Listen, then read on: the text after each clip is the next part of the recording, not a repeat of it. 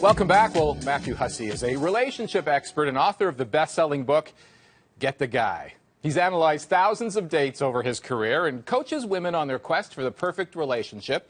And Matthew joins us now. Love your last name. How perfect. Hussey. You know, people often say to me, did you choose that name for your career? And I say, why on earth would I have chosen that for my career? Matthew Stud would have been better. Yeah, not right. For the women. Coach women and name yourself after a brothel. That doesn't make sense.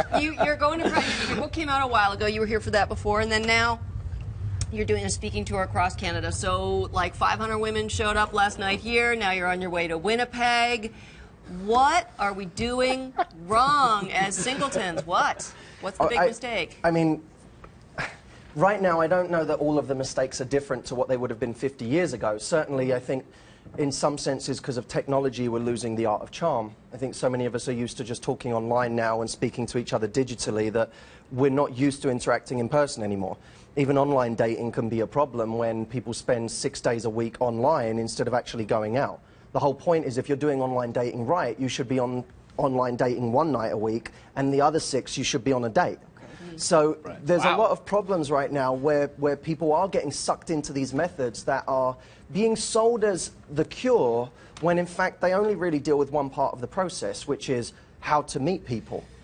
We have many blind spots that go on past that when we have to actually attract someone. When you get on a date with someone, then what do you do? You better be the type of person that they want to go on a date with again after that, otherwise online dating won't help. True story here, Matthew. So my girlfriend and I were talking, and we're wondering what it takes, and she was trying to talk to this fellow, and he didn't seem interested. And I said, I think it's because men, and this is in your last book, you talk about learn the secrets of the male mind. So I'm trying to get into the male mind, and I think we're that a cryptic it's because bunch, Rosie. men want to feel like they need to come in there and help you in some way, shape, or form. And a lot of women are so independent because they felt they had to be and strong, and they kind of hold themselves up, that men come in and go, well, what's there left for me to do? Is that part of the reason? Well, it's a huge reason. I mean, we have women who are on a different level of independence than they've ever been. They're doing the same jobs a man can do or better, and men are trying to figure out where they fit in that world. I always say that, there are 3 stages of women. The first stage of woman is the woman who's completely feminine and not independent and needs everything done for her, and she sucks. Right? She's the worst. Okay. Then there's the woman above her. No words. The woman above her is the one who's completely independent, and when you talk to her, she'll say, I don't need a man for anything.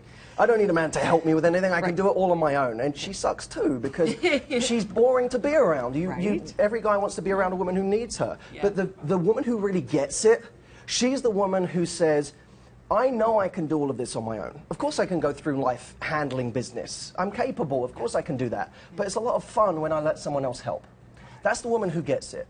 And if you look at any big business that's built, because I like business comparisons, look at a big business that's built. It's built by somebody who gives power to other people to help them. And the same is true of a relationship. As a woman, it's not powerful to pretend you can do everything all the time. It's powerful to let your guard down and allow someone to serve you. Okay, before we go on, ladies, what do you think? You're digesting I'm nodding. I'm nodding. Really? This is what I said. This is what I told my girlfriend. I said, I said, if no, you appear, if you come across and appear to a man that you can do absolutely everthing, and you don't allow them to do anything, then they're wondering, what's my job? Okay. One of the strongest women, I met this year. She was unbelievably strong. She could just take a guy on at anything.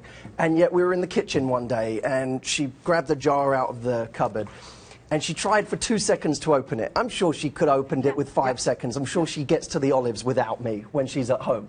But she tried for 2 seconds, and then she looked at me and went, and guys love that. and I just melted.